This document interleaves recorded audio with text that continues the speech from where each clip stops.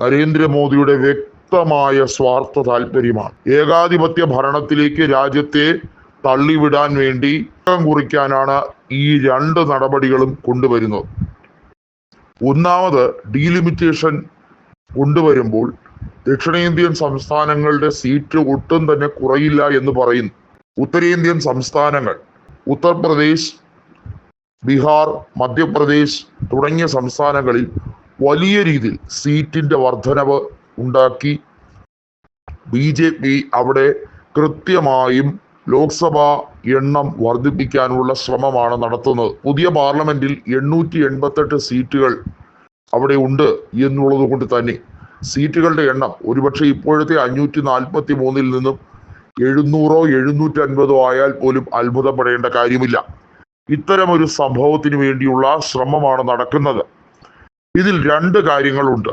SEBI chairperson ആയിട്ടുള്ള മാധവി ബുരിബുച്ച് വിദേശ നിഴൽ കമ്പനികൾ, അതായത് ഇന്ത്യൻ കോർപ്പറേറ്റുകളുടെ നിഴൽ കമ്പനികളിലെ നിക്ഷേപം ഉൾപ്പെടെയുള്ള കാര്യങ്ങൾ, വാസ്തവത്തിൽ അത് നടത്തിയിരിക്കുന്നത് കള്ളപ്പണം വെളുപ്പിക്കാനാണ് എന്നുള്ള ആരോപണം അതിശക്തമാവുകയാണ്.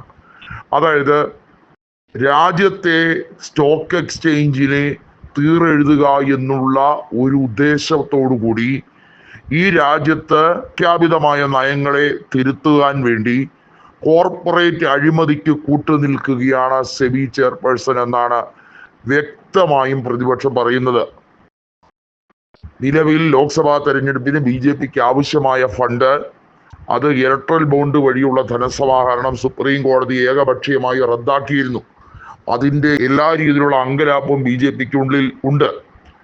ഇതിനോടകം തന്നെ JPC വഖഫ് നിയമ ഭേദഗതിയുമായി ബന്ധപ്പെട്ട വിഷയത്തിൽ പ്രതിപക്ഷത്തിന്റെ വാക്ക് ചെവി കൊള്ളാതെയാണ് അത് ഏകപക്ഷീയമായി നടപ്പിലാക്കാൻ ശ്രമിച്ചത്.